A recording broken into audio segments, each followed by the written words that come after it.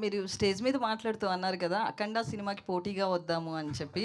Basically Balayya cinema అంటే అందరూ tipper లారీతో సమానం, దానికి ఎప్పుడు ఎదురెళ్ళకూడదని పెద్ద పెద్ద ప్రొడ్యూసర్‌లే చెప్పారు. అవునండి. సో, మీరు ఆ సినిమాకి పోటీ అంటే ఆ కంటెంట్ ఏ లెవెల్‌లో ఉంది? కంటెంట్ చాలా గొప్ప లెవెల్‌లో ఉందండి మాది. అంటే మేము నమ్మాం.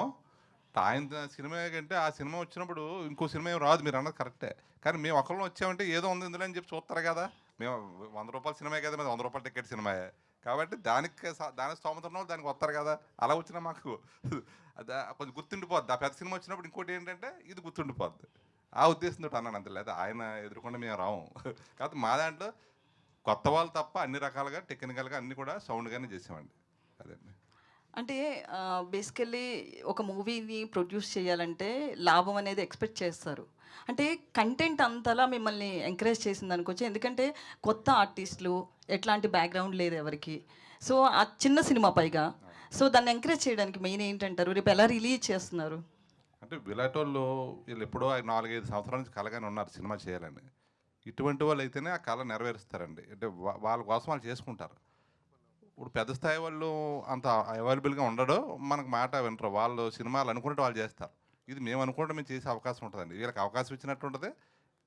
మాకు కూడా మా సినిమా మేము ఎలా కావాలో అలా చేసుకోగలుగుతాం. అందుకని ఇటు వీళ్ళలో నిలబడితే రెండో సినిమాకి మళ్ళీ రేపు పొద్దున్న నాకు పునాది అనమాట ఈళ్ళు. ఈ సినిమాలు ఎలాగున్నా తర్వాత సినిమాకి మళ్ళీ నాకు ఫస్ట్ ప్రొడక్షన్ ఇచ్చినాను కాబట్టి ఆ విలువ నాకు ఉంటదని అదొక అదొక ఆస్తి కింద పక్కన పెట్టుకుంటున్నాను. గ్రేట్. నేను చేసిన 5 సినిమాలు కూడా 5 కొత్త డైరెక్టర్లే. ఓకే. ఓకే. గ్రేట్. అదండి. అదే కాన్సెప్ట్. మీరన్నది చాలా కరెక్ట్ క్వెషన్. ఎందుకంటే ఇంత కొత్త వాళ్ళతో మొదలు పెడుతుంటే చాలామంది డిస్కరేజ్ చేశారు నన్ను. చేస్తే కొత్త వాళ్ళని మరి మలయాళం వాళ్ళు వస్తే చూస్తున్నాం మనం, తమిళ వాళ్ళు వస్తే చూస్తున్నాం.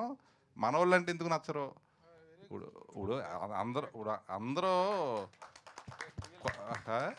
ఇప్పుడు ఇప్పుడు మీరు వీళ్ళు ఎలా బతుకుతారండి రేపు పొద్దున్న? అందరూ పెద్దోళ్ళే కావాలంటే ఇవాళ 200 సినిమాలకి 190 సినిమాలు పోతున్నాయి.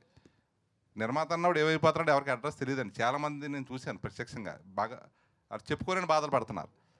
ఇటు వీళ్ళని ఉద్ధరించాలి, మేము నిలబడాలి. అందుకని లాభం మాట ఎందుకు అదే అండి. నేను ఇప్పుడు ఒక మాట మీద ఉన్నాను. అదేనండి. అదండి. చాలా చాలా గొప్పగా చాలా గొప్పగా ఇన్స్పిరేషనల్గా మాట్లాడారండి మీరు. చిదంబరం గారు కూడా ఎంత ఇన్స్పిరేషనల్గా ఉంటుందో, మీరు ఏ పాయింట్ మీద ఇన్స్పైర్ అయ్యి చేశారో ఈ సినిమా ఇప్పుడు మీ మాటల ద్వారా చాలా వరకు అంటే మీరు రీచ్ అవుతుంది. మీరు చూస్తున్నారు కదా ఈవేళ ఎన్నో సినిమాలు వస్తున్నాయి. పెద్ద పెద్ద వాళ్ళు వస్తున్నారు. రెండో రోజు ఉండట్లేదు, గమనించండి. ఎస్ ఎస్ అండి. అప్పుడు టాలెంట్ తోటి శ్రమించి వచ్చినోడు ముందుకు వచ్చే అవకాశం లేదా? గ్యారంటీ చాలా గొప్ప థాట్ అండి. ఒక మహా రచయిత, ఆయన పేరు ఇక్కడ స్టేజ్ మీద ముందు చెప్పాలి నేను. మొక్కపాటి నరసింహ శాస్త్రి గారు అని ఆయన మాట రాశాడు ఎప్పుడో 70 ఏళ్ల క్రితం మాట అది. ఏ తెలుగువాడు ఎందుకు పనికిరాడని ప్రతి తెలుగువాడికి గట్టి నమ్మకం అని. విన్నారా? మీరు అలా కాకుండా చాలా గొప్ప మాట, గోల్డెన్ వర్డ్స్, ఇండస్ట్రీ అంతా కూడా విని నేర్చుకుని అమలు చేయాల్సిన గొప్ప మాట చెప్పారు. మలయాళం సినిమాలు చూస్తున్నాం, మంజుమల్ బాయ్స్ వస్తే దాని గురించి మాట్లాడుకున్నారు ఆఫీసుల్లో కూర్చుని. కానీ కొత్త కుర్రాళ్ళు కథల్ని తీసుకుని నిజంగా లాంగ్ లివ్ గోపాలకృష్ణ రెడ్డి గారు, లాంగ్ లివ్.